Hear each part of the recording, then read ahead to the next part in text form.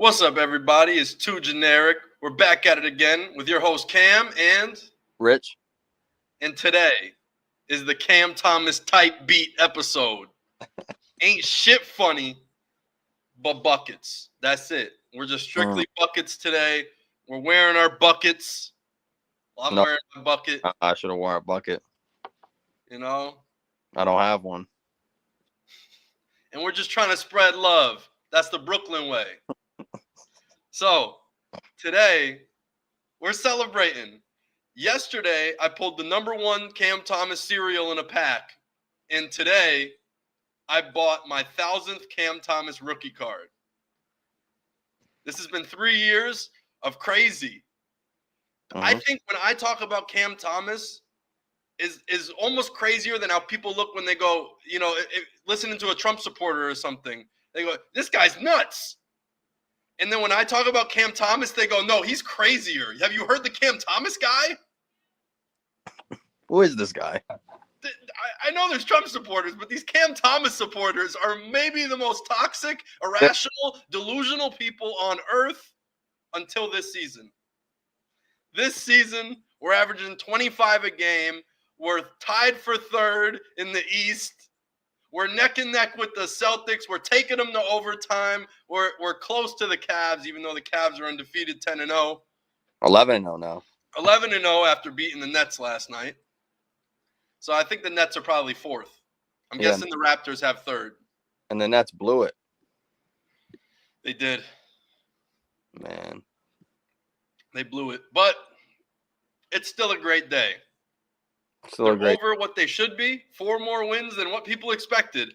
I remember I was listening to podcasts, and they would say, here, tune into our over-under pod, blah, blah, blah, blah. Hear about 30 teams that could, make it to the playoffs and everything else. Well, except Brooklyn. That was like the butt of everyone's jokes this offseason, that they didn't have anybody. They have a bunch of proven winners. DFS is a proven winner. Maybe not a champion, but Cam Johnson, proven winner. You have a champion in Dennis Schroeder. Nick Claxton was fighting for the Defensive Player of the Year 2 years ago, and the only reason why I didn't get it is because Kyrie and KD got traded, and no one cared about the Nets anymore, so voters didn't care about the Nets anymore. And Dennis Schroeder, he would have won it 2 years ago. What are you saying? Dennis Schroeder is having a career year too. Yeah, and he's playing out of his mind. He played soccer in the offseason, and he got ready, and now he's playing better than ever. We'll go into the Cam Thomas thing in 1 second, but I actually just thought of something, popped into my head. Our last episode, I actually spoke of how I thought swimming made me a better basketball player. Did soccer make Dennis Schroeder a better basketball player? I mean, it certainly would build up your stamina, I would think. In a different way, that you have a different gas tank now. And that's what I felt. After swimming season, I always felt like I had a different type of gas tank. Yeah, I mean, you're constantly moving in both of those sports. I mean, you can't really take a break. I mean, I guess you can take more of a break in soccer than you can in swimming, but you're always running in soccer unless you're the goalie. In soccer, like basketball, you're going back and forth, up and down the field. Constant change of direction, change of speed. Your body position is constantly changing because you're changing angles and trying to trick a defender, trying to trick an offense, the person you're guarding or whatever. So all that to be said, we've had some crazy times over here in the Top Shot land with me collecting Cam Thomas cards. But I think the best of all was this. Let's share this screen right here. Bill Simmons, 2 days ago, went to Celtics Nets. It's been brewing for 2 weeks, but I'm officially admitting defeat on my preseason Cam Thomas good stats, bad team takes and jokes. Hey. Was impressed by his shot making and competitiveness. Didn't play selfishly. Held his own against elite defenders. A legit asset. Legit asset. He finally gets it. He finally gets it. So we get to, celebrate this moment a little bit. I met Bill Simmons about a month ago, and then I seen him a few days ago, right at voting on Election Day. I seen Bill Simmons for the second time. Yep. And actually at the polls, I bumped into Double Lift, who is a League of Legends. He's the best 80 carry in USA history in League of Legends. He played for Team Solo Mid from the first season on, and he's still a professional Twitch streamer and everything else. So I seen him at the polls. It was kind of crazy. I seen Bill Simmons, my dude for basketball, and then I see my guy for League of Legends, all while I'm voting. So Actually, it was kind of crazy. Yeah. That's living in Los Angeles for you. The move to LA, I see famous people more than ever. I have something else to show as well. Here, let's get another link over here. This one, I guess Cam Thomas didn't even get an assist here. Thomas. Good close up. He passed. Wheels back. Finds Max takes one. Claxton in front. Wheels in toward me. There's a big controversy right now because people played the over and the under on betting, and they didn't get paid, even though he got the assist. And how many dribbles can you take? 2? 2. You could take 2, right, and then take the shot, and it's considered an assist. Oh, man, I X'd out of it. Hold on. I actually think I could go to history. No, but he only took 1. He only took 1. I'm well aware. Hold on. Hold on.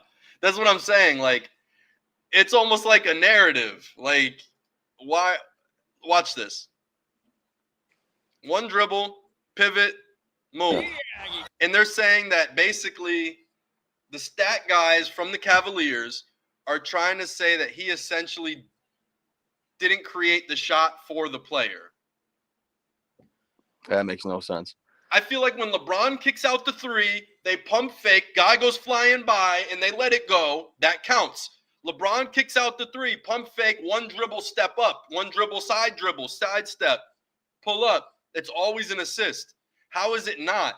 Also, I wrote a little thing right here. Let's see if what page is it on? Here. So not only does he release the ball within 2 seconds of catching it, because if he didn't release it quick, that's a 3-second call, right? Yeah. So that automatically, you can't say he held it too long, the possession was contagious or whatever, it just like got gunked up and all the mess. There was no mess. It was pretty smooth. He did an up and under pump fake and let it go. Also, he didn't even leave the area. Look at this. He's in the same spot as when he caught it. Back. Hold on. Can you see it? Yeah, I can see it. All right. Look, he catches it right here. Finds Claxton in He trouble. shot it right there. Yeah, I don't. He shot it in the same spot that he caught it in. He just did a pump fake, and he did a power dribble in place. I think the problem is people taking the over on Cam Thomas assists, though. Maybe that is the issue, but maybe it isn't an issue. And maybe this is just something that people are noticing, that the NBA is trying to maybe fix a narrative against Cam Thomas and not give him the assists, so then they could go point and go, look, he don't pass the ball. He's not a playmaker. He can't be an all-star. They're going after Cam Thomas. I mean, haven't they? Well, they haven't really talked about him. Do you remember last year the controversy where they wouldn't list him on the NBA points leaders? And I was following it for about a month. Oh, yeah. Because he scored 36 in the first game last year, and they refused to put him on top of the list when he averaged 36. And then literally through the first 15 games, he was still in the top 10 points scored, but they wouldn't put him in the top 10 on the list. And I even proved it. Porzingis had less games played. Brandon Ingram had less games played than him and averaged less points than him, but they were still on the list. And then the other night, he throws the lob. It goes off the backboard, and Clax dunks it off the backboard. Craziest NBA street type thing I've seen like in a long time in the NBA. Other than Josh sitting on the ground throwing the lob, but that's not even like NBA street. That's just literally like a broken play that somehow something crazy happened. Right. Like legit NBA street, off the backboard, throwing lobs, that type of shit. Like, have you ever seen anybody throw a lob off the glass that wasn't like on a fast break, just laying it up off the glass, kind of? No, but I could see why they didn't give him the assist for it. I mean, it looked kind of funny. If you look at the camera, I wish I had the angle. You know the camera that sits on the top of the backboard and like looks down? Yeah. Cam Thomas's eyes, he never looked at the rim once. His eyes were constantly looking this way, and you could see his hand. His hand even like it wasn't a shot. He let it like go. I can't explain, like a pass. Like he literally went like this instead of that. Yeah, I seen that angle, but maybe he was. But I'm thinking maybe he was going. He wasn't trying to hit it off the backboard. He was just trying to throw it into the hands of Claxton. So maybe that's why they didn't give him the assist. Maybe. mean, I can see why maybe it does. I can see how it counts, and it works perfect for their narrative. It counts as a shot attempt, and it gives Claxton an offensive rebound, saying he cleans up all Cam Thomas's misses. You know, Right. it's just perfect for that. Yeah, I could see why they didn't give him the assist. I mean, if it hit Claxton's hands and obviously he dunked it right there, but because it went off the backboard, I guess it kind of looked a little funny. I wonder if Dwayne Wade's lob to LeBron off the glass was like that. Yeah, but that one was more obvious that he was throwing it off the backboard, that he wasn't going for the layup. I don't know. I just see how all these statistical anomalies seem to affect one player. Yeah, that one, it didn't seem like Cam Thomas was looking to try and score there. Until you look at the slow-mo, and the proof is in the pudding. Yeah, no, it didn't look like he was trying to score. It looked like he was trying to pass. But kind of like the knockout last night of Magny. At first glance, it looks like he barely even hit the guy. Yeah, and then you see the slow-mo, and he hits his temple. He grazes it, but he came too hard. There's one angle where it looks like it doesn't even touch him. But there's the other angle where you actually see it touch him, and it really hits his temple. And it didn't seem like he hit him that hard, too. It was weird. Yeah. Even on the other angle, it didn't seem like he really hit him that cleanly, but I guess he's got that much power. Or obviously, you know, he did. If you get hit, your temple goes back like it's here, but I think the radius where you get hit and it could affect you is a little bit back. I mean, we've never seen Neil Magny get buckled like that. Right. We've seen him get hit hard. So that's what I have to say. Like, it's not like he just goes out there every time and takes hits. So it must have got him in some way, shape, or fashion. It just threw him off. Yeah, he's got some kind of crazy power then. Yeah, and I mean, what did we say before the fight, though?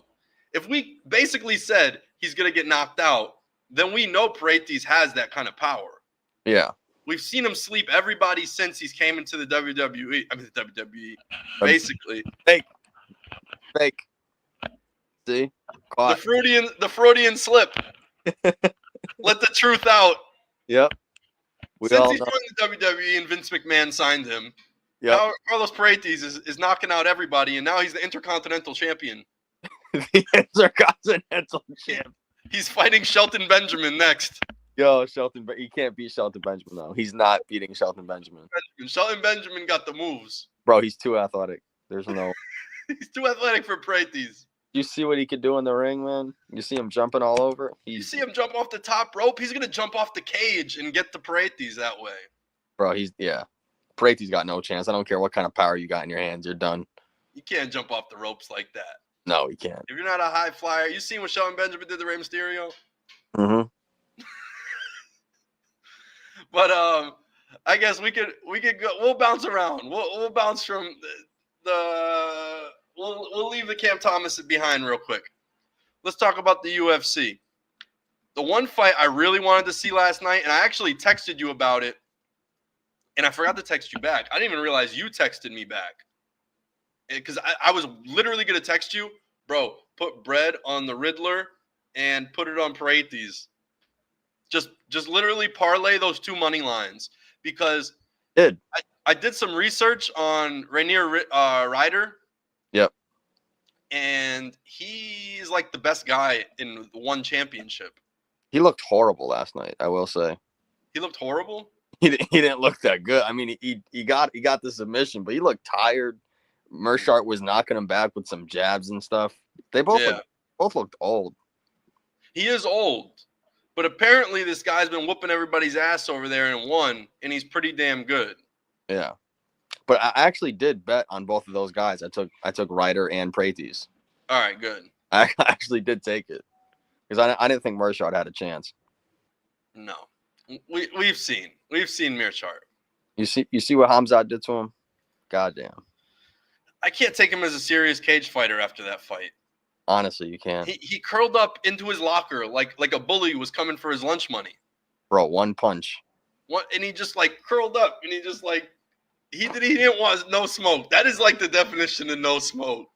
I mean, he was backing away as soon as the fight started. As soon as the fight started, you might as well open the cage door because he would have ran out. I swear to God, he would have. That was Mearchart that night. He didn't want nothing to do with Chimaev. He's seen the first fight, I think, right? Didn't he fight him at 185? Yeah, I fought him at 185. I think that was. Oh wait, Mearchart was the first fight. No, I think this was Hamzat's third. Oh, the third. Okay, yeah. He beat John Phillips and Reese McGee, and then I think those were the two back-to-back fights, right? Yeah, and then he fought. Okay. Then he fought Mearchart, yeah. At 185. Because I was gonna say the first fight was at 185, the second was at 170. That's why I was like, wait, he didn't fight Mearchart there. Yeah, he kept going back and forth. Yeah. Weights. But yeah, knew Mearchart was going down. Any like serious fighters, I already know Mearchart's gonna lose to. Yeah, he's 37 and 18. You know who looked huge? Was that dude Mansour. Mansour, I might have missed that one. Mansour Abdul Malik. He's 7-0, the undefeated guy. First fight of the night. Yeah, no, I missed the first 1, 2, 3, 4, 5. The first fight I saw was the Nice Gomes fight. Oh, I seen that one. Oh yeah. The Dusko had his leg. He tried to get him in that heel hook. Yeah. Like the whole first round. And he was just throwing hammer fists. Yeah, I remember. hammer fists, and that's all you need. He was praying he got that heel hook or a knee bar or something. Yeah, that he definitely knew he couldn't stand with Mansour. So we'll see what this dude's all about. Honestly, he looked pretty good. He did. Like, He's ripped. I genuinely thought he whooped that guy's ass. So I think, he's from USA. Do we have a potential, 185er from USA that we could root for? Is this a guy that maybe in the future could go against like an Ian Gary, a Bo Nickel, a Chimaev? He's 185. He's undefeated. And I mean, he looked good on his first main card. Yeah, and he won in Dana White's Contender Series. I don't even remember watching him. He's got 4 straight knockouts, though. Yeah, that's what I'm saying. The dude's been ragdolling people, and he's got a pretty short record, like 7-0. Like, he's not that experienced, but yet he's already got to this level, which, as I've said before, you only get to this level if people refuse to fight you. That's the only way, is that you go in these minor leagues, you go 2-0, everyone hears about you and sees the tape and goes, I'm not getting in the ring with that guy. You're not paying me $800 to go fight that guy. I'm not doing it. Right. And then eventually that goes around, and then they go, well, all right, so one guy finally takes it. Then he goes 3-0. Then they go, okay, yeah, this guy's fucking nasty. And then the next, fight ring reaches to him. The PFL pulls him up for a fight, and then, the UFC steals him from the PFL. That's how this all goes for the most part. But the way you don't have a lot of fights is that's the only reason, is because people refuse to fight you. Happened to Cain Velasquez. He's like the original example of it. When he came to the UFC and was getting title fights, people were like, the guy hasn't fought a lot. Like, why is he deserving of this? Because you won't fight him. That's why. Because you're the next ranked guy and you refuse to fight him. That's why he's getting the title shot, because nobody wants the smoke. Seems like that just kind of proves it. Not a lot of people want to fight Umar either. They have people finding fights for Umar. Yeah, exactly. He would probably have 5 to 7 to 8 more fights on his professional record. Right. If like people just were like, okay, and could just take opponents without even knowing who's coming. Like, imagine if LeBron tried to renegotiate the contract because he's playing the Cavs tonight. He'd be cooking. Oh, I didn't know I was facing the Cavs. They're 11-0. I was paid to do 82 games, but I didn't know I'd have to face the Cavs. Like, if you compare it to any other sport, some of these UFC guys, like, I don't understand why you even argue if you're going to fight somebody or not. Like, it just is what it is. If you line up in the bracket, then you got to fight. It's as easy as that. Like, You know, you never seen Tom Brady saying, "Oh, I want more money because I'm in the Super Bowl today. Right. Re-up my contract because I'm in the Super Bowl today. I got to face Peyton Manning in the AFC Championship. I want a little extra. I want the fight of the night bonus." But it's also sometimes like kind of You know? UFC the way they have fights set up, like Nate Diaz versus Chimaev. Like they were just sending him out to sacrifice him and just get a name off. Help Chimaev get a name off somebody. Yeah. There's certain, He got the rub. People take Chimaev more serious now, but at the same time, that fight should never happen. and I'm glad it didn't. I'm glad Chimaev ruined that fight Me too. because it turned out to be a much better card. Yeah. It would have been embarrassing. Yeah. I don't think Nate Diaz would have ever gotten anything from that. He wouldn't have got boxing matches after. He wouldn't have gotten anything. Yeah, I'm glad it was Ferguson and Diaz, even though that fight was pretty terrible too, against guys way out of their prime. But that was the good part about it, is that at least it felt even. But that's the way it should have been. It should have been even. The Chimaev and Diaz fight was not even at all. Who do you fight? Holland that week? Yeah, and he went for the takedown right away. Yeah. That it was pretty wild for like the 2 minutes it lasted. Yeah. For the 2 minutes it lasted. Yeah. I guess so.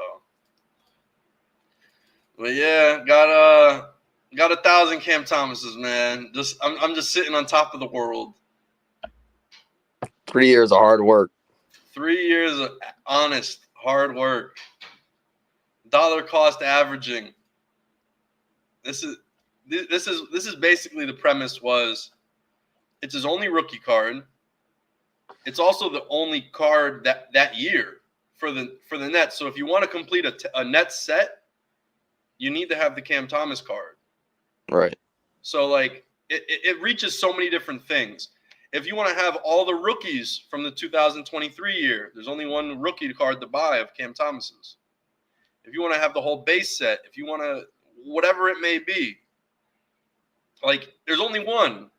There's not like many rookie cards to collect, so it's very easy to just pinpoint this one and just stack them. And that's the way I've seen it because it's a bottleneck. At some point, if I own them, then that means other people can't have a full set. That means other people will try to pay to have full sets and everything else. But at the same time, I could have picked other rookies. I could have picked other players, whatever. It was this specific player that I seen that was getting undervalued. At the same time as all of this other stuff that has to do with Top Shot and like collecting and everything else. But I seen a player that people will want to collect one day. And that's what I thought. And so far, I mean, I think it's on the right trend. I think it's going the right way. And people are now noticing like he is a great player and he is deserving of accolades and awards potentially. Like I thought last year, MIP. It was with the Maxey, who had a down year. Yeah, and Kobe White got votes, and he was in his 6th season. He was voted for MIP in year 3, got worse for 3 years, and then in his 6th year, they try to give him an MIP because he has a good season because Lonzo's out and Zach LaVine refuses to play.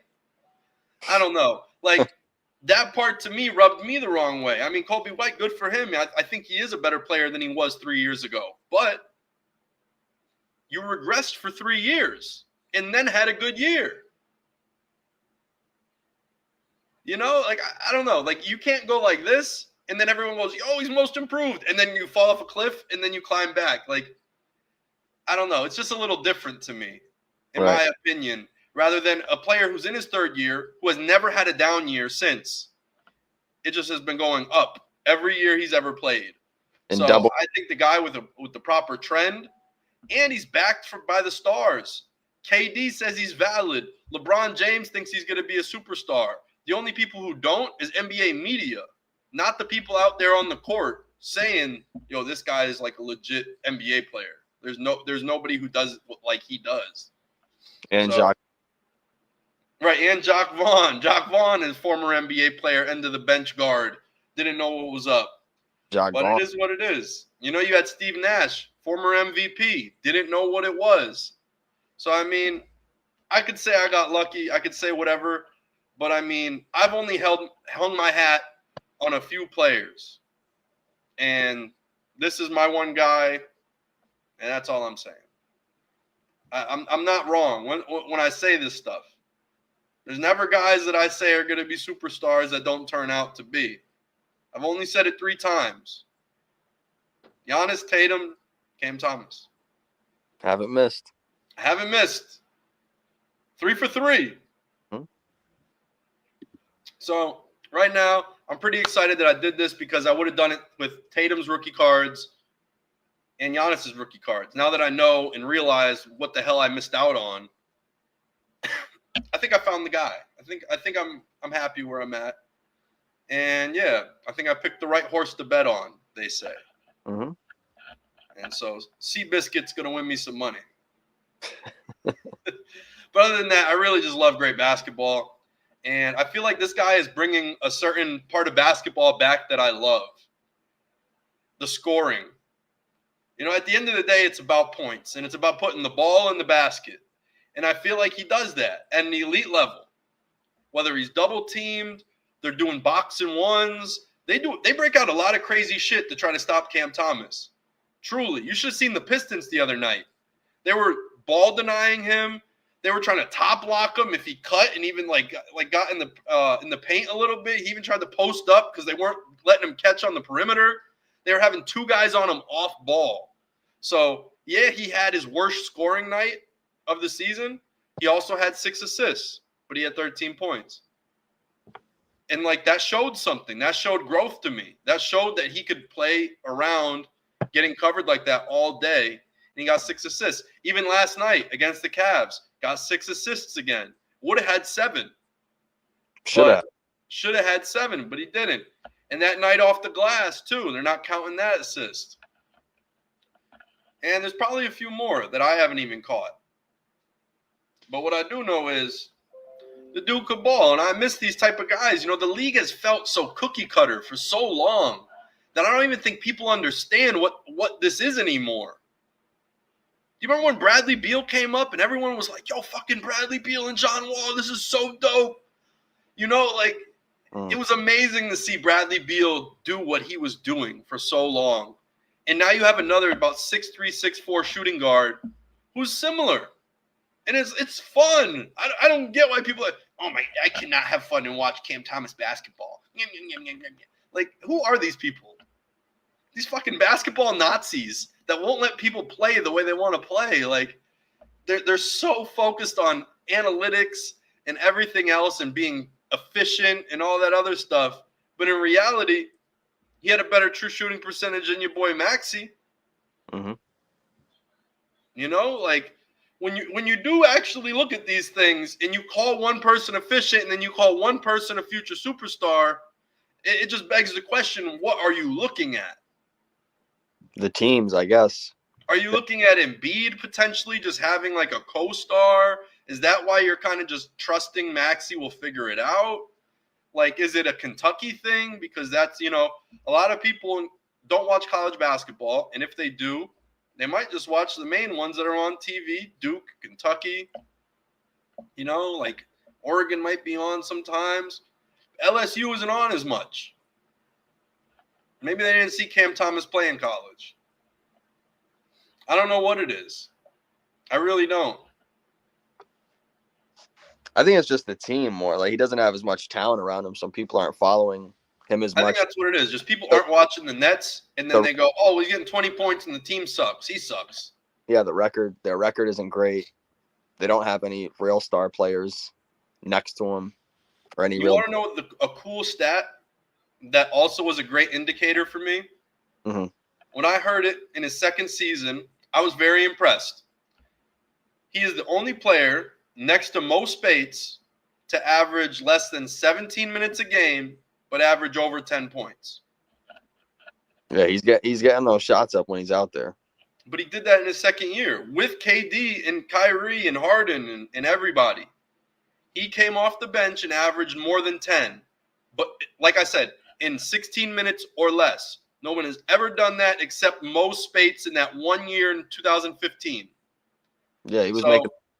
And Mo Spates was a vet on a championship team, and they used him as the sixth man. This was a rookie behind James Harden, Kyrie and Kevin Durant, scorers, and he still found a way to do that. You know, so like, I don't know. I seen that stat in his second season, and I said that's elite. No matter what it is, you can say whatever you want. That's elite in a way. And from there, I've just seen more and more things that I'm very impressed with. You know, he won Summer League MVP back-to-back years. He started the past 2 seasons, each game, 36 points, game 1 of the year, which is a record. No net has ever scored 35 back-to-back opening nights. He scored 36 opening nights. They made a big thing for AD this year. They actually used it as a reason why he should be voted for early MVP. They said only Elgin Baylor and I think one other player for the Lakers has ever done it, but no player has ever done it for the Nets. But they used it as AD was the 3rd player for the Lakers to do it. And they said, look, this is a great reason for an MVP case. Right. But Cam Thomas, see, he's a gunner. That's why he's got 35 2 years in a row. You know? And that's what I'm saying. It's like they pick and choose when these stats are cool and when they're not. And they're just going to use stats against you. Right. And, you know, there's many things, but, you know, he was also the first Brooklyn Net to ever average 20 points and under 2 assists. I mean, no, not under 2. He was over 2 assists, under 2 turnovers, but over 20 points a game. So if you could average 20 and have less than 2 turnovers, are you inefficient? I don't think so. Like, I feel like that's the quick indicator at inefficiency. Right. So, I don't know. There's just a lot of things that I see. Nick Claxton shoots 60% from the field when it's on a pick and roll from Cam Thomas. That's from last year, not even this year. Almost a guaranteed bucket every time. Almost a guaranteed bucket 60% of the time. And if anything, if you paid attention last year, Giannis broke the NBA record for 30 points and 60% from the field. Yep. No one has ever averaged 30 on 60%. So if Cam Thomas makes Nick Claxton shoot 60% from the field, that's pretty fucking good, right? Here we go with the Giannis getting him to Brooklyn. This is a good pitch. You see what I'm doing. Yep. Nah, but for real, like, if he could get Nick Claxton to shoot 60% from the field with the gravity that Cam Thomas creates, people forget that too, is that everyone is watching him. The defense is based around him. It's up to other players to get open and do their thing too, instead of stand around all the time. Right. There's a reason why Cam Thomas has to stop in ISO, because y'all ain't back cutting. Y'all not cutting through. Y'all not going opposite corner. You're not setting the screen. Something's off. And then you could get a guy like Giannis who is actually talented offensively and can, you know, move in the paint, has his own moves in the paint, can hit a turnaround jumper, can finish just about, you know, as good as anybody in the NBA in the paint. And what about this? Mikal Bridges averaged 19.6 last year, and now he's averaging like 10 a game. Yeah, he hasn't shot great. I mean, he shot okay. Cam Thomas is a ball hog, while Mikal averages 20, but he's averaging 10 now. And so did Cam Thomas actually make Mikal Bridges a better player? I don't know. Than what Jalen Brunson is making Mikal Bridges?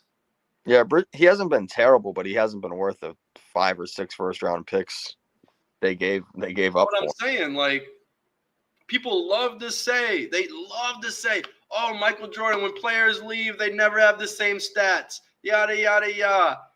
And then we've noticed over the years with LeBron, when he gets new teammates, they get less stats. And when they leave him, they get better stats. And also, put on a Lakers uniform, you can't shoot more for some reason. And then if we're holding it to the Cam Thomas standards, which this is something as a child your dad taught me, was that Michael Jordan made his teammates better. There are plenty of examples of players that actually their stats went up playing with Michael Jordan. They got more open, cleaner looks, easier rebounds, everything, because the offense and the defense was designed to always be about Michael Jordan. On the other team, like, focus on him, it leaves other people open. Exactly. So when the Pacers come into town on offense, they're like, yo, where's MJ? He's the best defender in the league.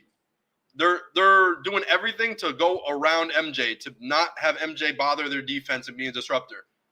On the opposite side of the ball, they're doing everything they can to stop MJ. And that inherently made everybody else better because they had to always play with this little thing. Oh, Michael Jordan in the back of my head. I got to worry for Michael Jordan. I got to worry. They couldn't just play free. So that left room for other players to thrive. And Mikal thrived last year. And now he's not. And he has Cat. He's got Brunson. He's got OG Anunoby. Unselfish Josh Hart, the best rebounding guard ever. You know, like all these things, but he can't get open and make some shots? I think it's just going to take them some time. Maybe. I'm not too worried about that. But this is what I'm saying. They're saying Cam Thomas is a ball hog. He's garbage. He's not a winning player and all this stuff. He averages 25. Mikal Bridges, first round, you trade 6 first-round picks for him, and he only averages 10 points. Like, then what's Cam Thomas's value? Double. 12 picks? 12 firsts? Yeah. I wouldn't trade him for 12 firsts. No, I'm not trading anybody for 12 firsts. I wouldn't even want 12 firsts. What do you do with that? 12 firsts is crazy. 12 firsts is crazy. There's no way. For real. But yeah, you know, he wasn't on the Ringers top 100 this year, preseason. Top 100. 100 players, but last season he was tied for 23rd in points. But he wasn't on the Ringers top 100. Sam Vecini. He's like an independent sports journalist. I respect his work. He puts in a lot of hours. His 25 under 25, he was not on it. Also, he did a 23 under 23. Wasn't on the top 23 players under 23. ESPN, top 100 this season. He was not on it. You know who was on it? 71st? 78th? Scoot Henderson. People are really high on Scoot Henderson, I guess. Jesus. Grant Williams was 97th. Grant Williams is ranked above Cam Thomas. Cam Thomas isn't even ranked. Yeah, that's crazy. Who else do we got? Cam Johnson, 82nd, which I think he's a decent wing, and he's playing incredible this year. I feel like he's actually playing the Mikal role, and he's doing it well. Playing a lot better. He's doing his thing. I like what Cam Johnson's doing this year. Walker Kessler, 70th on ESPN's top 100. Andrew Wiggins, 54th. They don't know. Andrew Wiggins is a top 50 NBA player. Cam Thomas isn't even a top 100. Grant Williams is 97th, but Cam Thomas isn't 100th or anything, 98th. Who was 100th? I forgot who was 100. I just wrote down. There were some people that I thought were deserving, so I didn't write them down as like case in point. Look at this bullshit.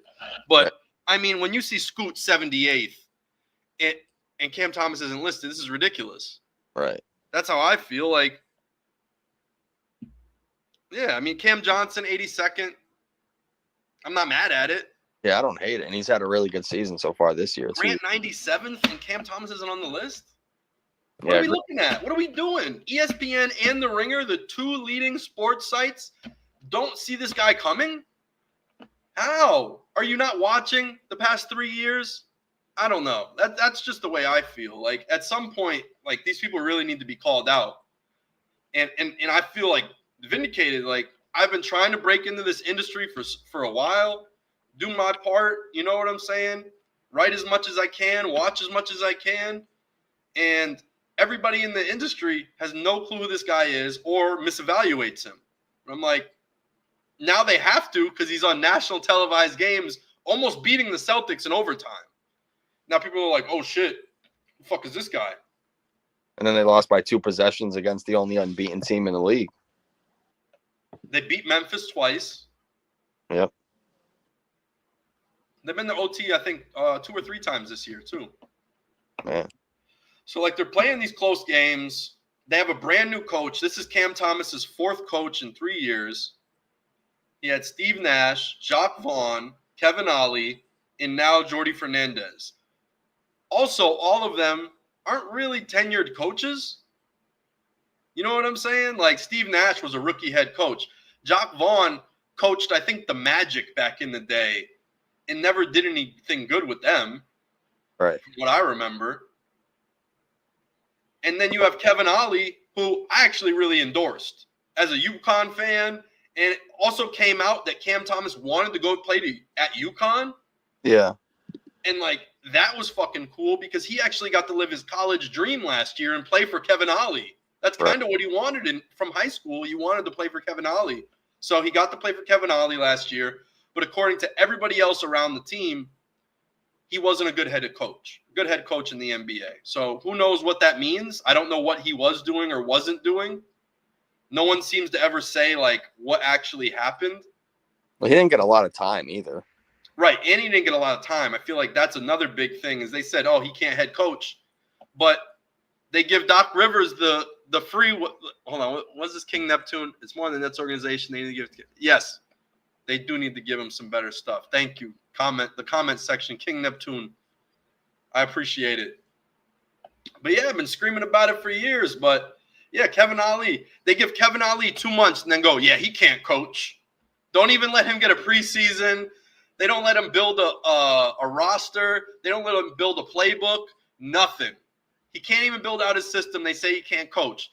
Doc Rivers, they bring him in halfway through the season. He runs the team into the ground. Negative season, below 500 under Doc Rivers, but they let him go another couple years, and they go, yeah, well, nobody could figure it out halfway through the season. Then why didn't we give Kevin Ollie a shot? The guy won national championships in college. He's proven. Right.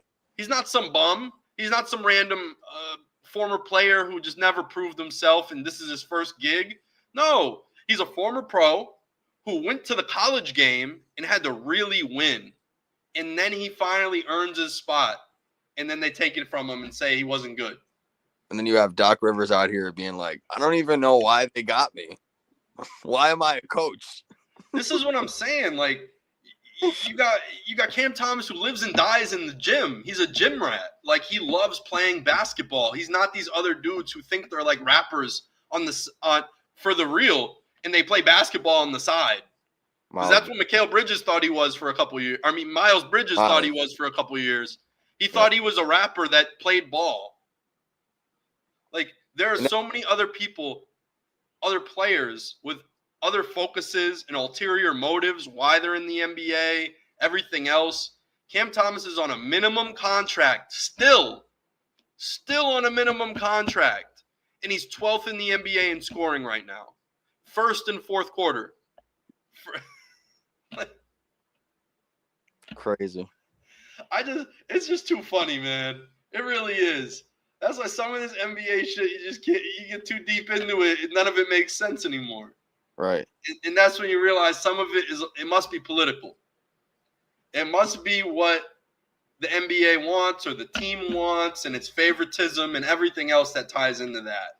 Because some of the reasoning doesn't add up. Like if we compare the Doc Rivers to Kevin Ollie situation, you know, it's okay. I get why you want to give Doc Rivers the benefit of the doubt, but at the same time, what did he show in the last 15 years? And look at what Adrian Griffin had shown in his short time there.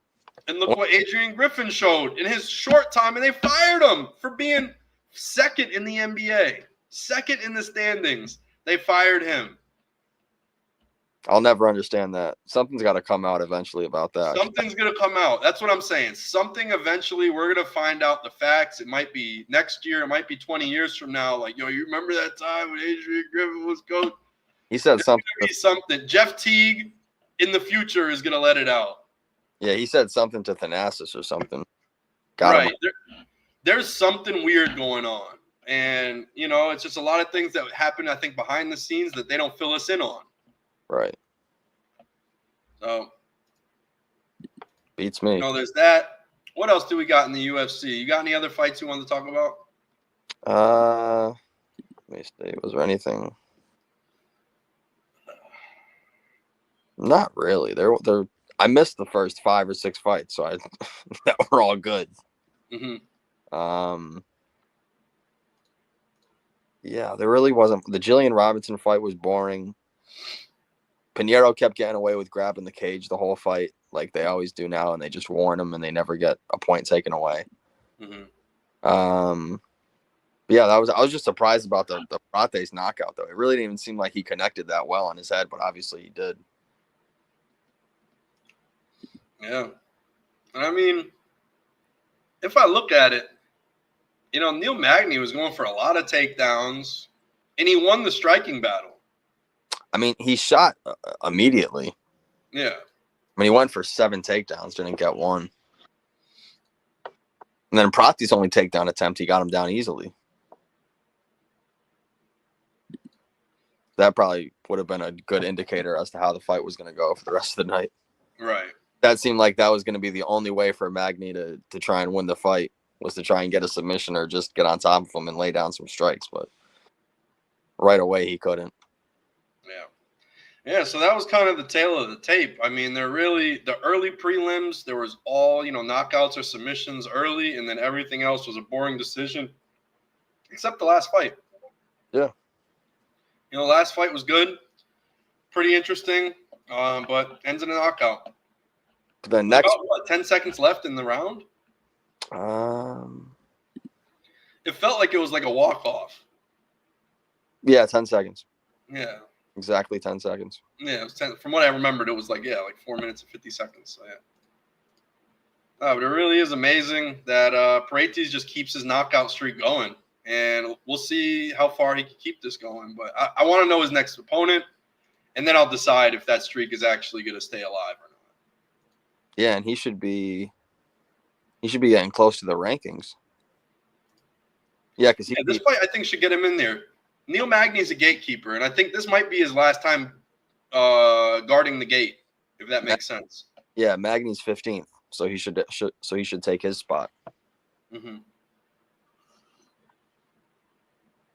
Then next week we have a really good card that we're gonna miss. Yeah. Yeah, next week we're going to miss it, but we'll try to do a live show and talk about some other things. Yeah. But it's going to be really interesting. The Anthony Smith fight got canceled. Who was he supposed to fight? Dominic Reyes. Oh, that would have. Oh, Jesus. Oh, that's good for Anthony Smith. Mm-hmm. I would have bet the house on Dominic Reyes.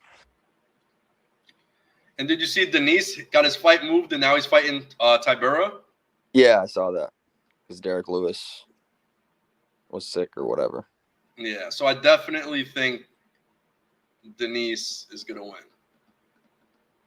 And why is Chris Weidman fighting? He's fighting? Yeah, he's fighting Eric Anders. Oh, yeah, he is. God damn, just retire, bro. Jim Miller versus Damon Jackson. That should be fun, too. Yeah, 2 veterans. I'm taking Miller in that one. All right, I'm taking Mayhem Miller. Yeah, I think Damon Jackson just won a fight like last week or something, right? I think he lost his last fight. Or he lost recently? Yeah, he lost unanimous decision in August. He won the fight before in April. Okay. Anthony Hernandez. I don't know. I feel like that last fight I seen of Damon Jackson, he won. But maybe it was that fight then. Yeah. And then Jonathan Martinez, Marcus McGee. That could be a good fight. Yeah, but I think the best. Lon Top's fighting. Lon Top. A huge underdog. Yeah, I think Lon Top's gonna win. I fuck with Lon Top. Dude's nice. Bo Nickel, Paul Craig. I don't even know how to feel about that fight. That fight's just so weird. Yeah, I mean, and Craig honestly wants to be on his back. He likes the submission game, so. Right. But is Bo Nickel that good of a wrestler that it won't matter? I know. Yo, Word the Hawk. Hawk just commented. He said Nets got to give Ben Simmons' contract to Cam Thomas. For real. Yeah, the man's getting paid $42 million a year, and he doesn't even start. And Cam Thomas makes less than $4 million a year. Crazy. He makes 10 times more. Like, insane. That's why Cam Thomas said, "Ain't shit funny." Because ain't shit funny, bro. It's funny money. The league is funny money right now. Giving 40+ million to Ben Simmons to dick around and talk about mental health for 5 years. Nasty work. Nasty work, man. Absolutely nasty work. But yeah, it's been a pretty solid week. Other than that, so we could change the topic from the UFC because we're gonna be on that next week. I did want to show y'all the other part. I mean, I showed you guys the 1,000 Cam Thomas moment. I'll show you this one too. So this week I pulled the number one serial of Cam Thomas's new rare moment from this season. So let's play it.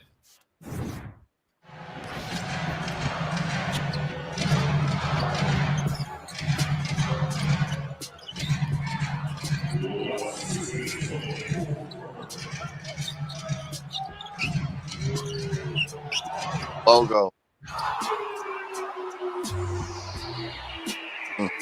And that was with the shot clock going down and less than 2 minutes to go. Cash from the logo. Logo Cam. Yep, logo Cam. He's stealing Lillard's name. He's stealing Jerry West's name. Cam Thomas is the logo now from now on. As he should be. No, I think the true nicknames that I like for him, I mean, I really like the Owl. The Owl, I think, is good because he really does a lot of those turn fades, but he like squares up his body in a different way that I've seen other people square up their body before they shoot. Yeah, I've never seen anybody really shoot like that. Cavs. Let me see the Cavs schedule real quick. I gotta see who they're playing. Why? Just to see when their first loss is gonna be.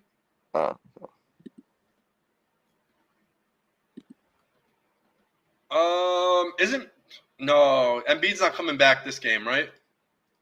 He's suspended the next 3 games, so I think he's not facing the Cavs. Yeah, because Wednesday night he didn't play because he was suspended. So 2 more after that. I want to say the Hornets, but I'll say the Celtics.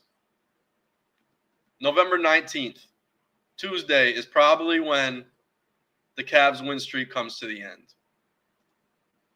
I'm going to say Celtics. What do you think? Yeah, I could see that.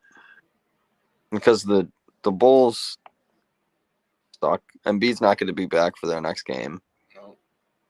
Unless the Hornets do something. I don't know. LaMelo Ball has been hooping this year, so I don't know. Yeah, I like what LaMelo's doing. Plus, he's a big guard. So, you got Garland, who's small, and Donovan Mitchell, who's small. And Miles Bridges is out.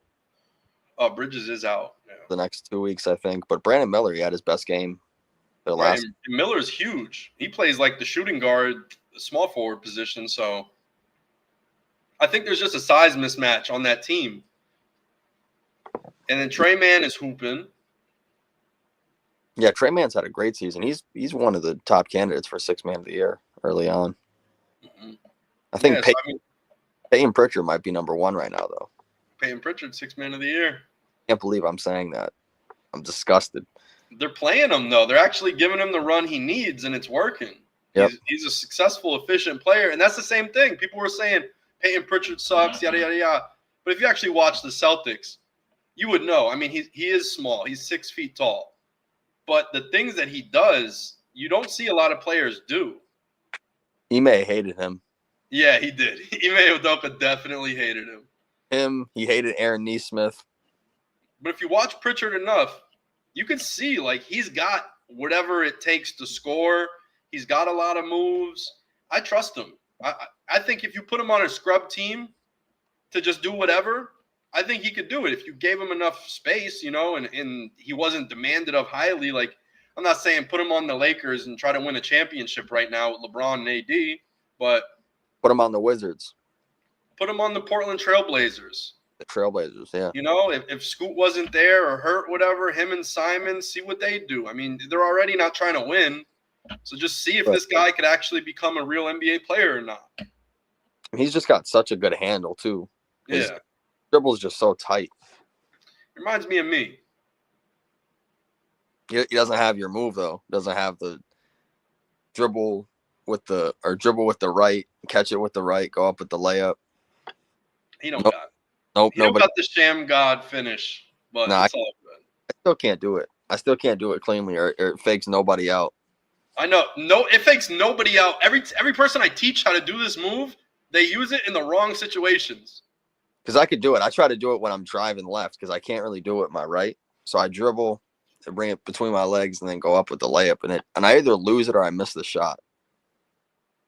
Yeah. I just can't do it. Oh wait, you're talking about the Chris Paul move? Yeah. But the Chris Paul into the layup, that's what you mean. Yeah. That The was one that I do. Yeah, that I feel like I took Chris Paul's move that he uses to get from the 3-point line into the paint. I use that to finish. No, That shit fucks everybody up. Chris Paul took your move. Chris Paul took my move. Chris Paul took your move. But I got the other move. I thought you were talking about the window washer one. Oh, the sham guy. Yeah, I can't. I've never. Yeah, but it's like it's a double sham god to the left, but you do it with your right hand. It's so unorthodox. It throws every defender off that tries to guard your left. If you already you're a right-handed player, so I mean you're a left-handed player, so you would use this on the right side. Me, Right. if I want to go left on you and you're actually stopping my left hand, I have a way to stop you because I just do I do basically like a double sham god with my right hand. You throw it to the left, throw it right, you throw it back, and then you leave it there for yourself. That's why it's the double sham god. Because typically you throw the ball out for yourself to catch and pull back. I'm rocking it this way, bringing it back, and then leaving it left and running with it. You got to see it in action. It has never failed me. I've never really tried the sham god enough. And my handles aren't really that good enough to even try it. If I leave the ball, Handles are solid. if I leave the ball out in the open, it's gonna get stripped like that. I'm not quick enough.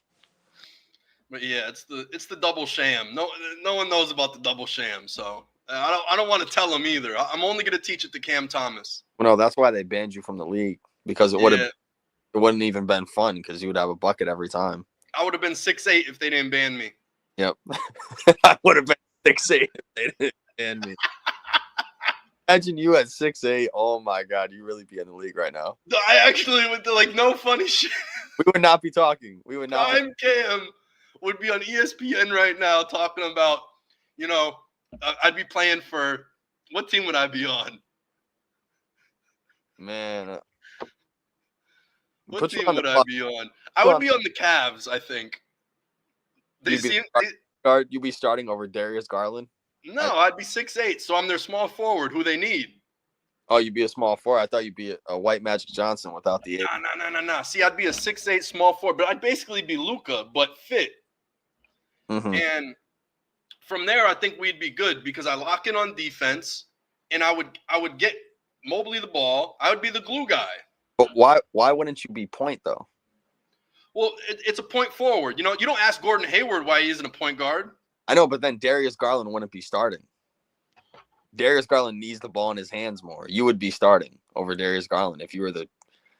Yeah, I don't see it. All right, so realistically, I think my true player comp for anyone who's in here, I think if they gave me 6'8" body, I would be Josh Giddey. I think that's actually, but I got more dog in me. I got a lot. Giddey is so flat on defense. I'm like if you mixed Josh Giddey and Marcus Smart, but gave him Peyton Pritchard's handle. That's a nasty combination. I think that's the best description of me. I'm Giddey and Marcus. I'm Marcus Smart and Giddey combined with Pritchard's handle. I will say Giddey's shooting great from 3 this season. You're shooting decent. No, what would be your NBA comp for yourself? Man, I gotta have somebody that's somewhat a shooter. I feel like you're a little bit. You got a little Brunson in you. That's your peak. Your floor I've been working on the post moves. Working on my post up. 5'8", working on your post ups. Well, I'm not going to the league, so it's just. I play Jaden, so we're the same height, so it's Right. it works You're in out. the league then. Yeah, You're in the 5'8" league. it's our own league. Only 2 players in the league, and I'm the worst one. No, but player comp. What would be a good player comp for you? Give me Ty Jerome. I'm Ty Jerome. You see Ty Jerome this season? He's Ty hooping. Jerome's cooking for the Cavs. Great backup point guard. I don't know. How did we end up both on the Cavs now? We're both on the Cavs. Ty Jerome, and then I'll be who's the rookie? The Travers. Luke Travers. I was thinking Dean Wade because Dean Wade's sometimes. Nah, Dean Wade's strapped up. I don't play like Dean Wade. Yeah, Dean Wade's too good of a shooter. He's a set shooter, and he's like more of a big. Yeah, you got the Adam Sandler jump shot. Right. That's why I'm giddy with the smart, because on defense, I guard the bigs or the best player when I was in my prime. That was one thing you couldn't argue with me. I was guarding the best player every time because I also realized that you could do a lot of things when you're actually guarding the best player. You could play a little free safety as well, because once you start realizing the other guys aren't too good, and you have your guy like in a position on the court, if you deny ball well enough, this was really my theory. I get the best player, I deny ball, and we're not being coached, so they're never going to change up the scheme. Right. It's pickup. These people are stupid. No one's actually playing like as a team. So if I just isolate the best player, I don't even care if he gets it eventually and does his little thing. I'm doing everything I can to deny ball the entire time. Right. It's a good theory. And I put them out of position constantly. I bump them constantly. As soon as they come through the paint, you're trying to clear out the other side. I'm going to bring you to a corner, and you're going to get stuck there. And then whenever you want to move through, I'm on you. I'm pulling your jersey. I'm being annoying. You really were on defense. And that's it. Really, no. It's brilliant. It's the perfect game plan. Bring you somewhere where you're not supposed to be, keep you off the ball, and then when I get the ball, wear you out. Bring you all around the perimeter, have somebody set a screen, do some little dribble handoff bullshit. I invented the Sabonis handoff. I called it New York. Didn't I did this as a little kid? That's how we play in New York, and it's a double handoff. So the double handoff works like this. For oh my God, I'm teaching y'all all the moves, all the grifts on the court to get a win. So the double handoff is when you get stuck with the rock, right? And as a point guard, you're not supposed to pick up the rock, but in certain situations, you kind of have to, no matter what happens. So if you ever get in a situation where you got to get the rock, you have somebody come and you already know they're not a ball handler. They don't even want to create. They want to give the ball right back to you. So I used to call New York, and it's just this funny term that playing with my friends, and we all go to Forest Park. Eventually, it's like the same 20 people who play basketball with each other every day. And that's just how it was at this park near our house growing up for people who aren't from around where we are. And basically, I did like this inside joke that I would run, and eventually everyone figured it out. But basically, you play hot potato for the quickest millisecond. Like, I basically hand it to you like this, but I catch it at the same time. Like this is New York. If you're running by for the dribble handoff, I let go of it for a split second. So it's not a travel. It's not a double dribble. I let go of it. They touch it, and I steal it back from them, and I take off. And it's open to the rim every time. It's cleared. It's legal. But most people never see it coming. And I just named it New York. And whoever plays with me and they know about New York, it's unguardable. The New York play. And I remember that it was me and Taran. We were somewhere playing, and we did that, just like not even saying New York or whatever. And somebody tried to say we traveled, and they tried to basically say it was illegal. And I said, what? That's how we play in New York. It was a joke. And then literally that became the nickname that I call it, New York, the New York handoff. Right. But yeah, like there's just these certain things where it's the nuances of the game you have to understand. I see certain players and you just see like, all right, they get the game in a different way. It's not just copy, paste, cut and dry, this cookie cutter shit that everybody plays the same way.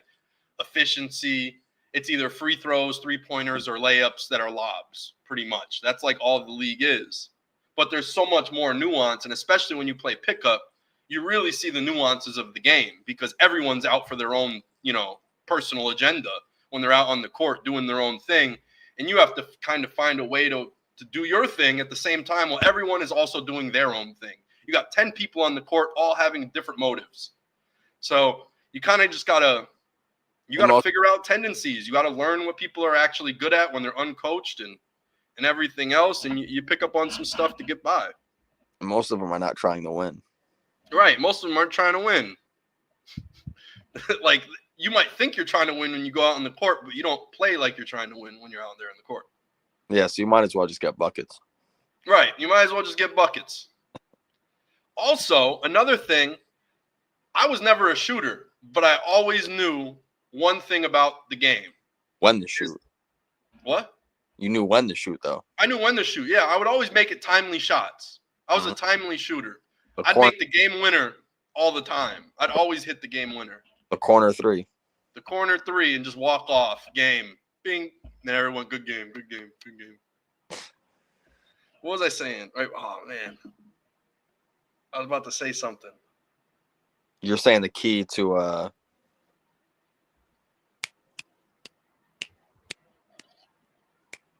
I forget what it was. You said the corner three, and I was like, I knew it, the corner three. Key to winning or something like that. Oh. I don't know. We'll move on.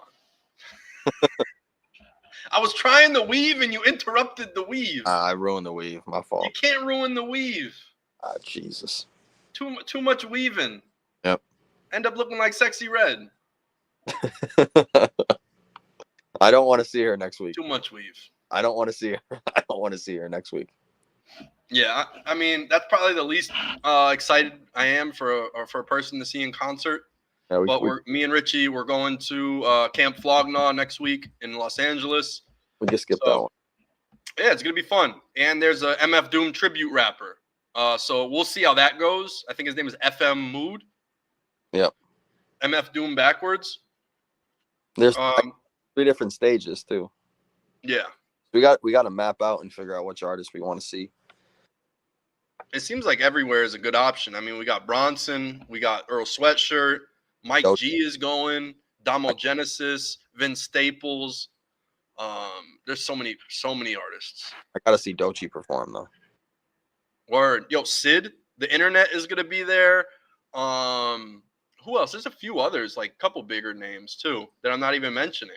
Yeah, I really want to see the Vince. Erykah Badu is going, like literally one of my favorite artists ever. So like obviously MF Doom isn't going to be there, but if I had to make like a top 5, and let's just include MF Doom since there's a tribute band, and most likely he would have been there because he loved Tyler the Creator and Earl, because they paid so much homage to him, saying like that was their main influence was Eminem and MF Doom on the come up.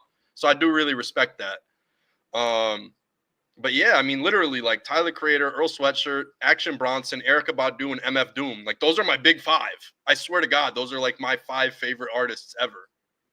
Yeah, so my 5, so I would want to see maybe Tech Nine. I love Tech Nine. Yeah.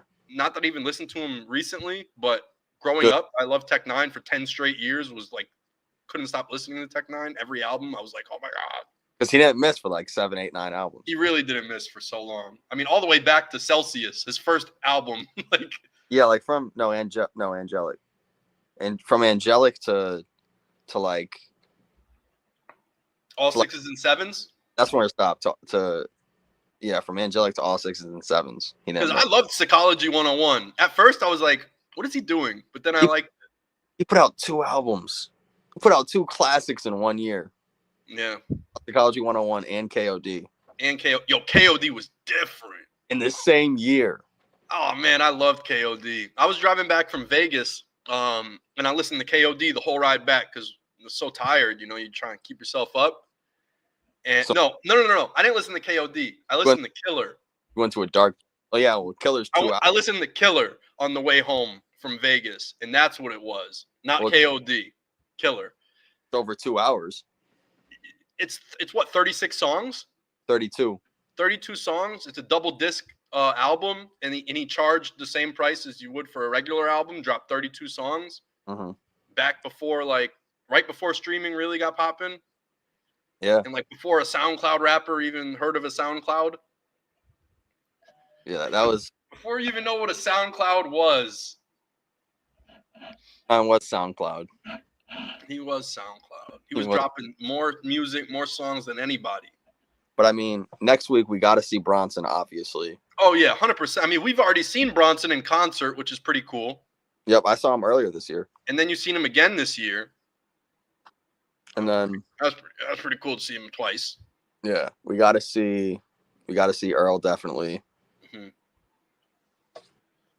I I got to meet Bronson. got to meet Bronson. I got to try to meet Action Bronson. Got to see Vince. I might shave my head and get a head tat. Yep. Wear a hoodie, wear some shorts. Right? Just wear a hoodie and shorts. Dress like Bronson. Dress like Bronson. Wear the New Balance running shoes. I might have to get you those. Might have to. The Oh, Rosewater. man. I can't wait to show you my Cam Thomas card collection when you get here. Oh man. Oh, man. I can't wait. Yo, you're going to be like, what the fuck? Oh my god. But yeah, I got some shit. Some real heat, bro. Have you picked up any cards recently? No. No. Not other than the ones you got me for my birthday. I figured you'd be at the flea markets and shit. Yeah, I don't really go that much. You should be scooping them Peyton Pritchard rookies for the low. No. Peyton Pritchard started getting really good last season. Well, then, now I guess the time is gone now. Unless he goes averaging 30. I low-key feel like I'm retired from buying Cam Thomas rookies at the moment. Well, you have so many virtually. And I think the prices have gone up a lot on eBay recently. Everybody's relisting their cards. Like if it was an autograph listed for 40, now it's like 70. Yeah, I mean, you have so many virtually and physically, so. Yeah, I feel like I've definitely exhausted all the resources, and now I got all the physical cards. I have one of ones, number 1 serials, number 24 serials, like Jersey Match. I have the last edition serials, like 49 out of 49. I've tried to collect every little odd and end that I could possibly do for Cam Thomas cards, and same thing for Top Shot. So yeah, I've been stacking, and let's see if stacking the rooks helps. You know, let's see what it really does. I think one day these cards could be worth something. You could go on YouTube and everything and check. Like you look at these card shows, and people are like, "I just spent $20,000 at the card show," and it'll be like $4,500 on a graded, rookie Tatum card. Mm-hmm. And I'm like, he's got a lot of going for $4,500 and it's flying like hotcakes. Come on. I mean, I'm not saying Cam Thomas is going to win an NBA championship and be as famous and be on chips like Jason Tatum, but I mean, hey, who knows? That's a lot on one. But that's kind of what I'm banking on, and one of the 3 players that I called that nobody called is Tatum. So let's see. I mean, people didn't think Giannis could be on 2K. Giannis is the cover of 2K. People didn't think Tatum was going to be a good pick.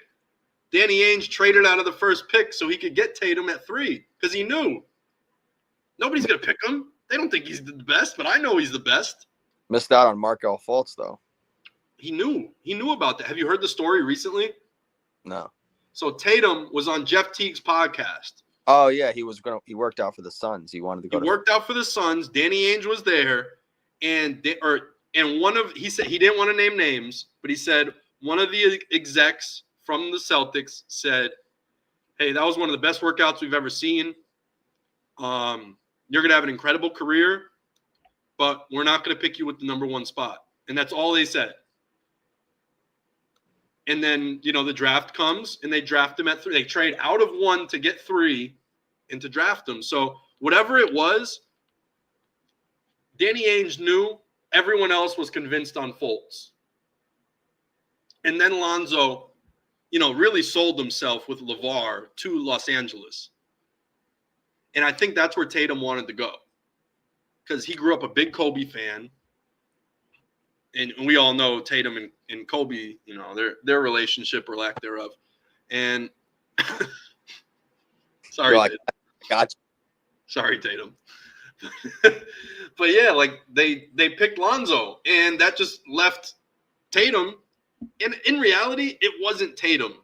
It wasn't. If you looked at the mock draft boards, it was Josh Jackson. I forgot about Josh Jackson. Wow, he's not even in the league anymore. It was Dragon Bender. Yeah, I never understood that. I really never got. I was screaming from the rooftops. If you remember, I said the guy averages 1.8 points. What the fuck are we talking about? Yeah, that's what I was thinking. Like, I looked at his stats. I was like, this is the guy. He's going to be a lottery pick. He didn't even make sense as a second round pick to me. Yeah, I couldn't. Straight up. He must have been getting some crazy buckets for the few points he was scoring overseas. He must have paid off a scout or some shit. He had to. I don't know what they did, but that man should have never been a top 5 pick. Adam Silver owed him a favor.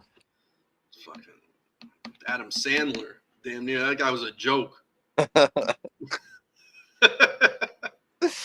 Dragon Bender, man. Fucking Dragon Bender. What a name. For real. Like, when you really think about that draft class, I'll go back. Let me see the mock draft. What was the year? 2016 or 17? He got drafted in 2016. 2016. Okay.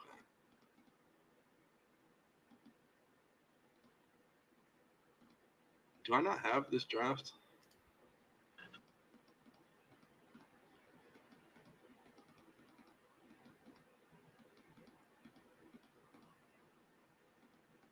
He hasn't played in the league since 2020. Yeah, so I mean, look, there's the mock draft, and this is my mock draft, and I even said it. I had Tatum going 5th to the Kings, and I said he was mocked 8th through 10th on ESPN, and I have the screenshots of that. And I said it doesn't make sense to me because I actually think this is the best player in the draft. And I said it right here. This is the quote I wrote under Tatum. A pure offensive wing, great rebounder, best player in the draft as documented on my Twitter threads. This may hurt or help him in the pros, depending on the organization and personnel. People have speculated him playing the 2 in the NBA, but his lateral foot speed is too slow for guards. Tatum has just scratched the surface for his ceiling. He is a future NBA scoring champion. Jesus Christ. If you look at any of my analysis anywhere else, I don't talk about people like that. That's nuts. You didn't miss on one thing there. Including the rebounding. Including the rebounding, dog. Like, who talks about that shit on a small forward? He averages over 7 for his career. And now that, Porzingis is out, you got Tatum playing small ball 5. Yeah. And he broke Larry Bird's scoring record of 30 points. That's a future scoring champion. Maybe he might not be future scoring champion, but he's the all-time points leader, all-time scoring champion on the Celtics. No, but he's been he's been close. Best season ever for scoring. And I mean, close other years. 2022. I had Markkanen at 6th. Where did he get drafted? Didn't he get drafted to the Bulls? I don't know. But what pick was that? Hold up. All right, we got to look at the 2017 draft. 2016. 2016. I'm looking it up now. Lauri Markkanen. Where the hell is Lauri Markkanen? Did he get drafted in 2016? It's 2017. Oh, it was 2017. I was looking at the oh, that was Jaylen Brown. Whoops. Oh, he got drafted to the T-Wolves? But they must have traded to the pick. Yeah, that was the 7th pick. I mean, I had him above Jonathan Isaac, who nobody had higher. Everybody had Jonathan Isaac high. I had him ranked above Jonathan Isaac. Coming out of college, that was unheard of. I didn't even know that. I didn't even know I had him ranked above Isaac. I forgot I did that. I had Malik Monk above Frank Ntilikina, which the NBA didn't. Jabari Bird. Wow. You know who was drafted before Malik Monk? I forgot Frank Ntilikina, Dennis Smith Jr., Zach Collins. Only one is in the NBA today. And Josh Jackson. And Josh Jackson. TJ Leaf was 18th. Lonzo Ball saved him or helped him to get to the draft. And then I had Donovan Mitchell at 11, and I even wanted him higher than that because, as you know, I interviewed Donovan Mitchell when he was in 10th grade, and I said this guy, like, I thought this guy was going to be fucking incredible. And if anything, I'd say I could claim Donovan Mitchell too, which is in Tatum's draft class. Right. I got proof. I got proof if y'all want it. Let me see. I got won Rookie of the Year over Mitchell. Here, let me see. Donovan. I'll try to send it to myself real quick. I know I can't pull it up on Twitter. But let me. How do I do this? This is going to be good. Wait for it. I promise you. I promise you it's going to be good. This is a screenshot from, oh my God. Right here. Y'all want to see the realest shit ever? Y'all want to know I ain't fucking around? I got you. I got you right now.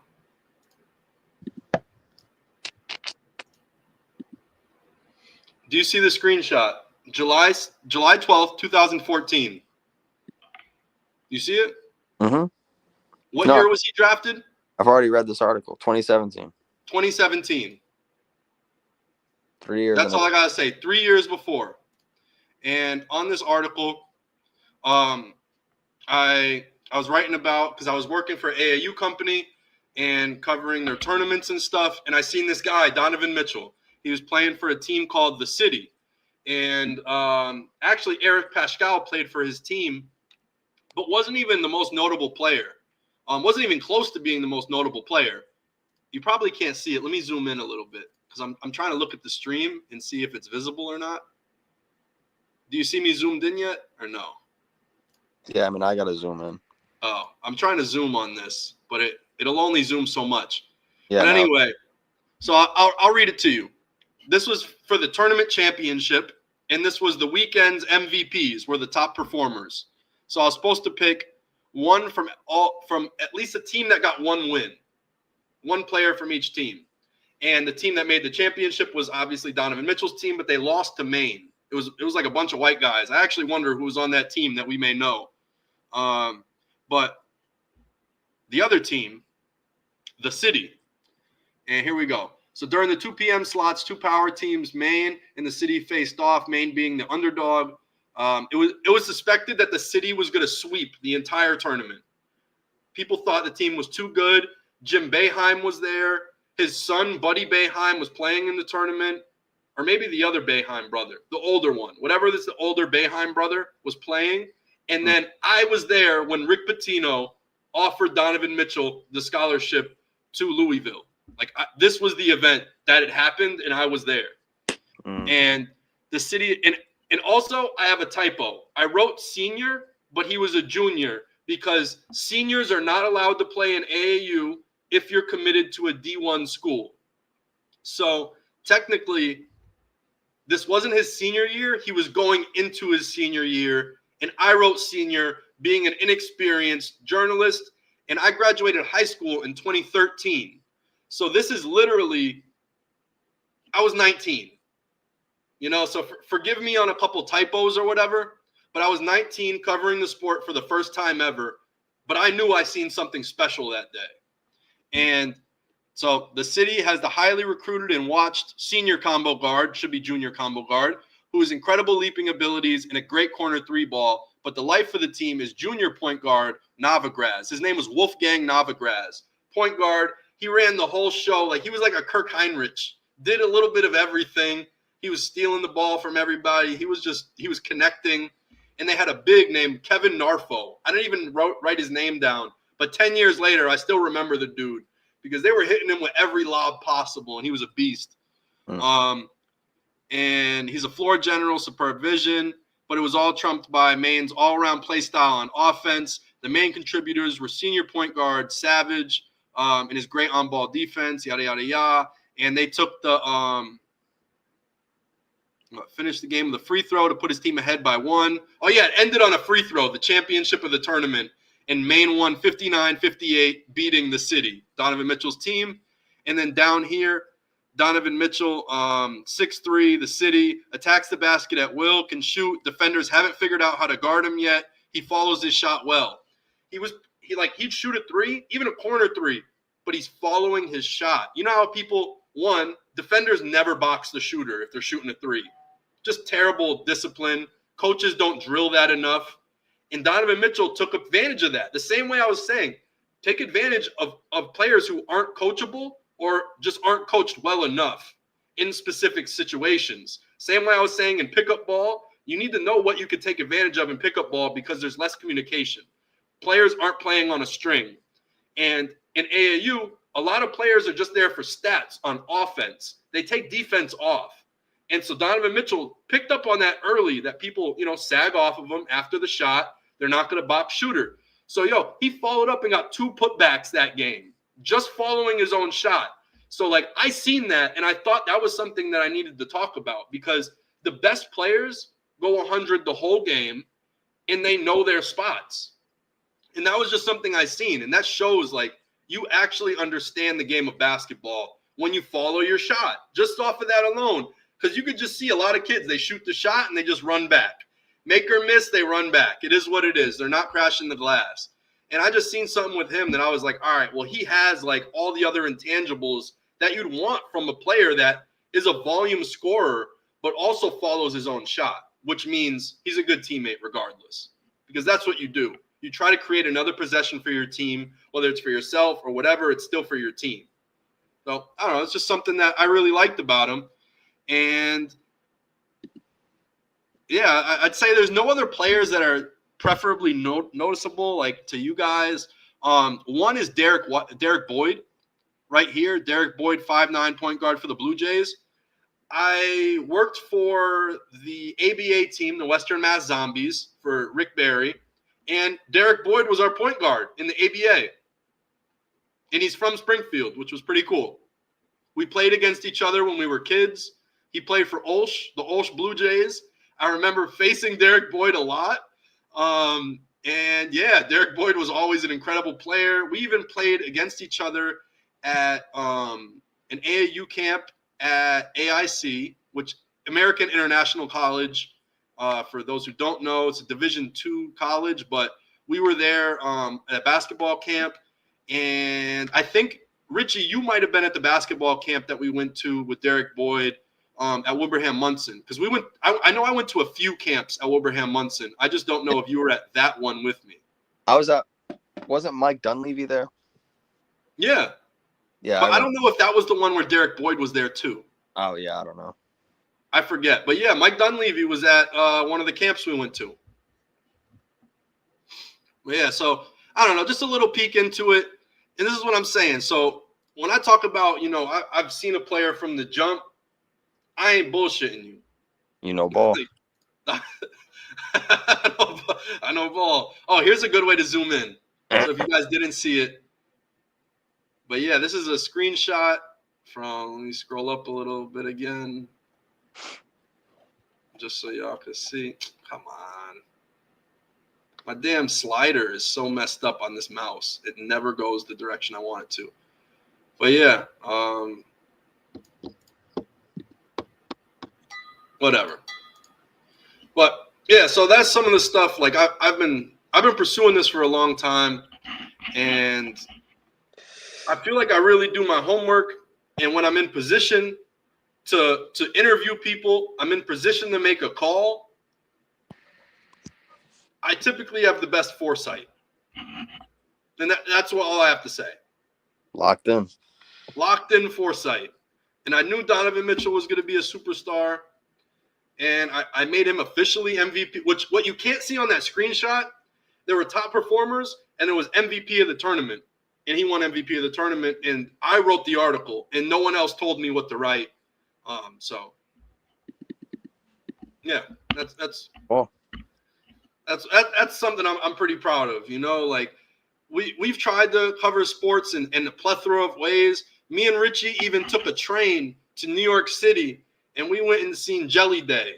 And we covered Jelly Day with Isaiah Washington and all of Jelly fam. Isaiah Whitehead was there.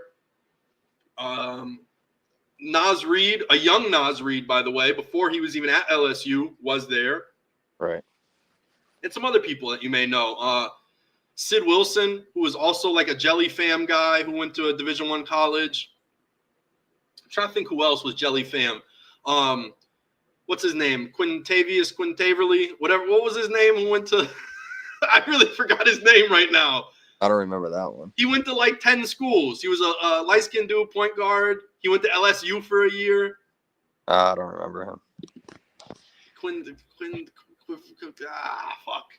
He was in Jelly Fam too. He was there. Everybody that was in Jelly Fam, we tried to go and support Jelly Fam and Jelly Day, and that was just a way to give back to basketball culture and everything else. And I wrote a pretty cool and fun article because the Jelly was all about like it was about layup lines, basically. That was really the origin of the Jelly, and why it was cool was because you're not allowed to dunk in layup lines. So how could you stand out? Jelly. The Jelly, right. So if you're not allowed to dunk in high school warm-ups and like AAU warm-ups, people want to be flashy. Kids want to be flashy. They want to show off their moves, and that's what it is. And that's the true inception. If you know basketball culture, you know you're not allowed to dunk in layup lines. And that's how this started. And kids would come out in their do-rags and headphones, and they would try to be like – they would make a fashion statement at the layup line.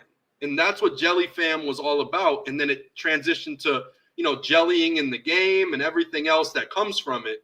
So just covering it and really trying to tell the story of what Jelly is and where it came from.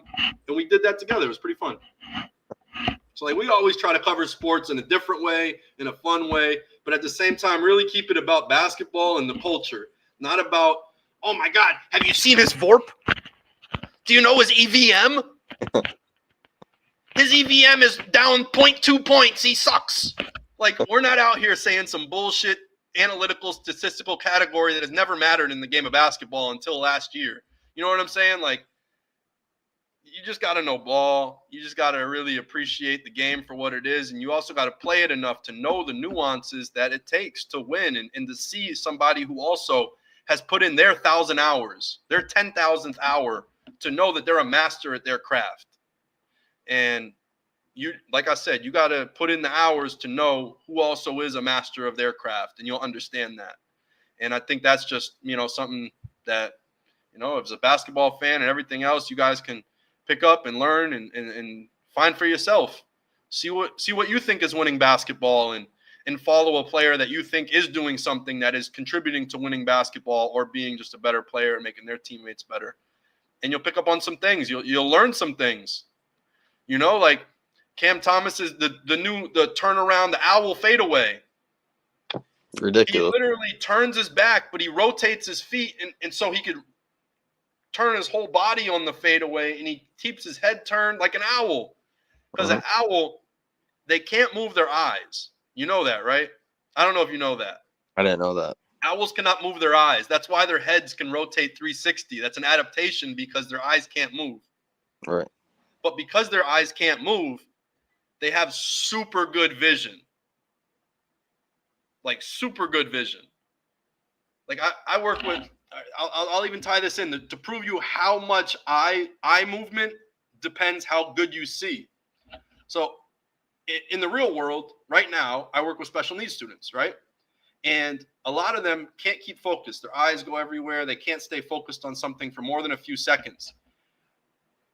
We have like occupational therapy classes that we take the special needs kids to, and they like hold two things up, or they have a board where you have to there's like a star in the middle and there's different shapes. And they're like, okay, now look at the blue star. And the kids can't move their head. and they have to watch. They have to use their eyes only, and it's to train their eyes to look straight and focus on something and to strengthen their eyes.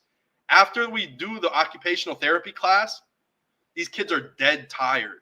Their eyes hurt. They want to shut their eyes. They're like, oh, whatever. It's because their eyes aren't strong enough to focus on something. Like there's just delays in development and everything else.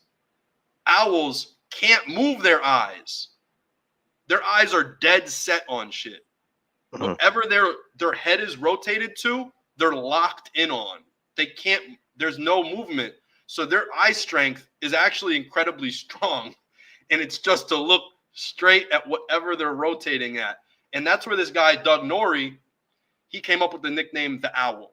I got to give credit to who came up with the nickname. So it's a Brooklyn Nets podcaster, and he works for Nothing But Nets. I think that's the Top Shot Club for Nets fans. What's it called? Locked On Nets. That's what it is. Locked On Nets podcast. And every team, there's a Locked On pod for every team. It's like a big network. It's kind of like the Ringer, but not as big.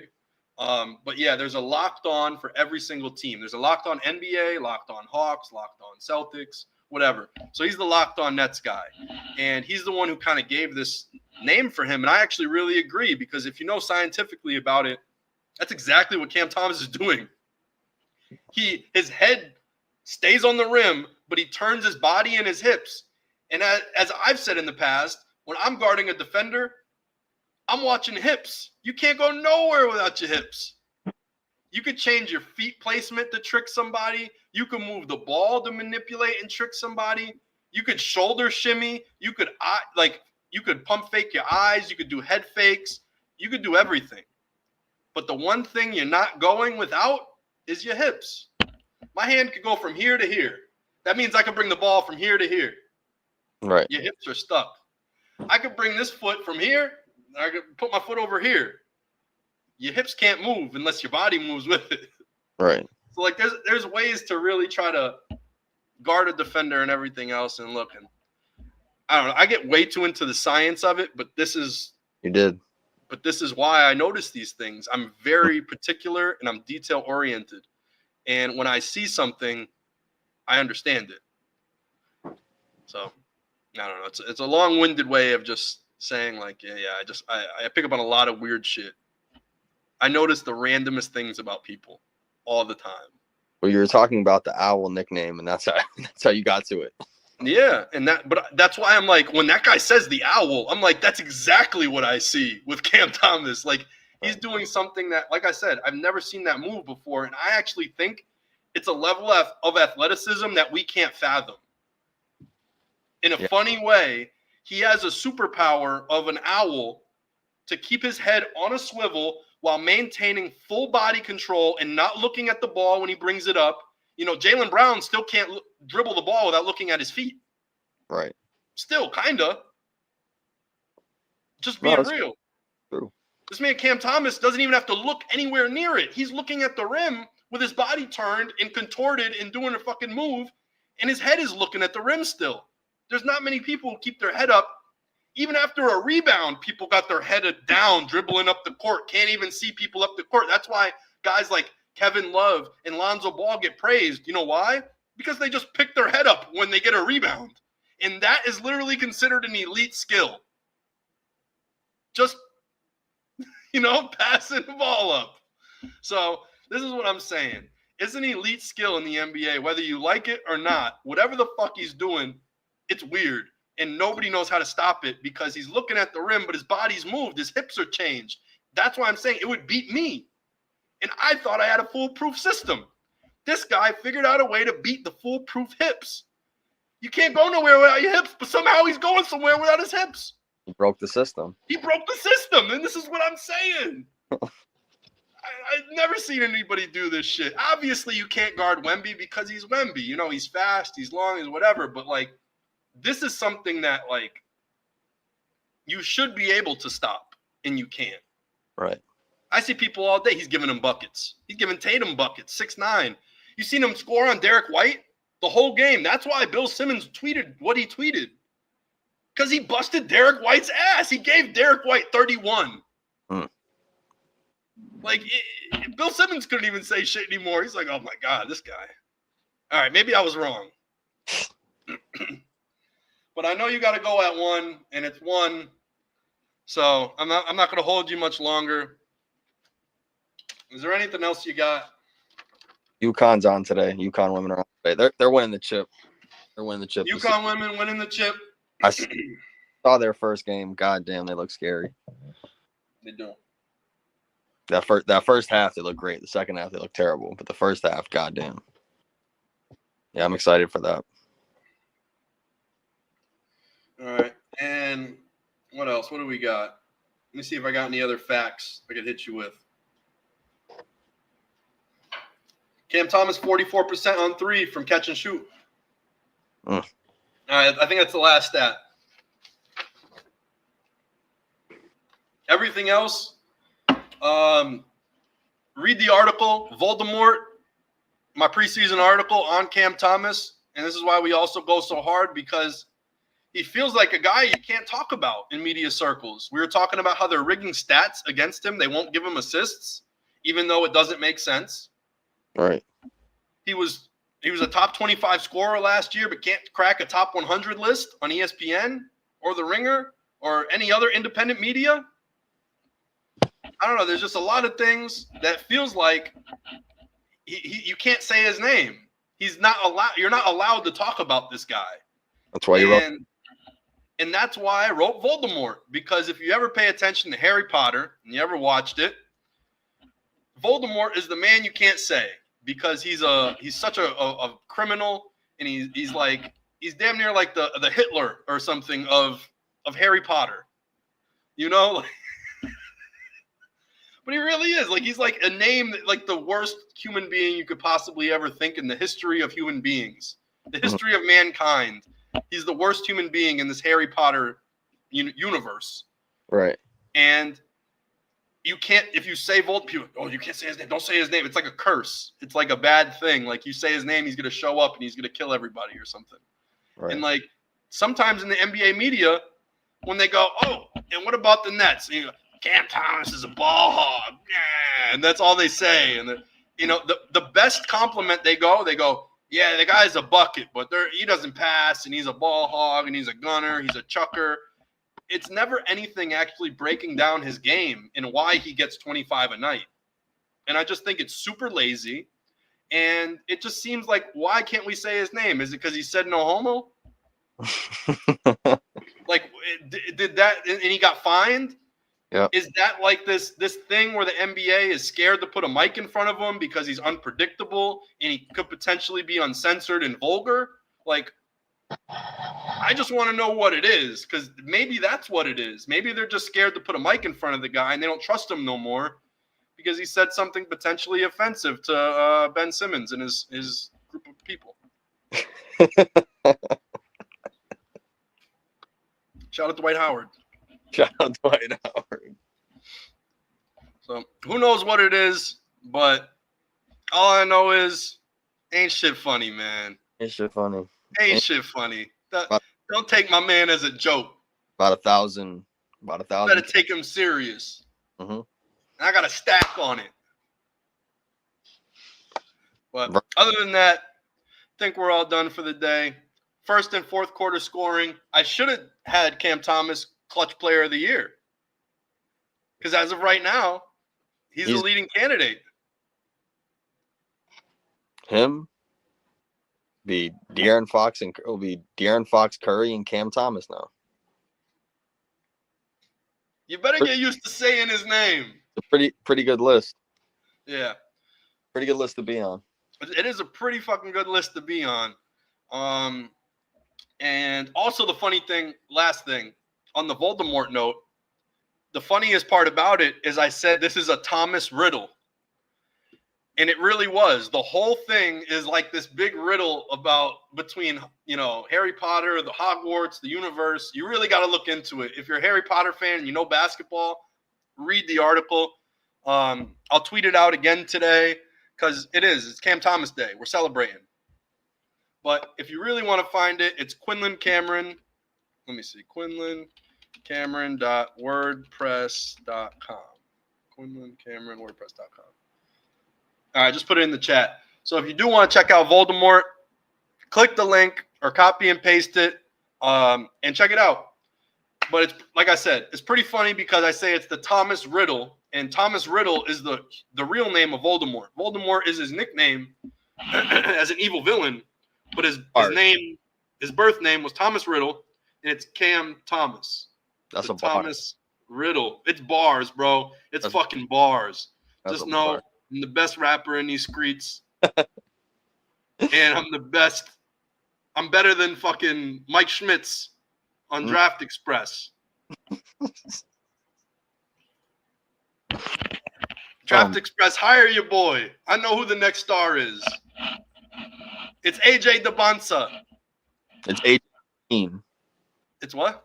You seen AJ Green? Nah, he's the next hooper. AJ Green. You see him? Bro, AJ Green. Bro, he's been hooping. AJ Green has been hooping.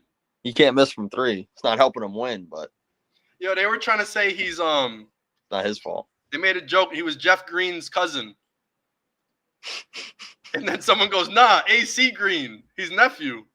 His nephew. Man. Shout out to AJ Green. We'll end that on that. Shout out AJ Green. I don't think we got anything else, but thank you for tuning in. We'll be back next week. Next week we got a live show. Richie's gonna be sitting right next to me.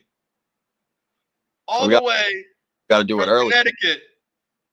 Richie will be here in Los Angeles. Yeah, we got to do it early, right? Yeah, we'll probably have to wake up and do it a little earlier so we could get to the Camp Flognaw. Because we got to get there like 2 hours before. Like I guess you can line up at 10 a.m. So we'll see. We'll see. But all right, guys. Peace out. Check out Voldemort. I appreciate it. Adios.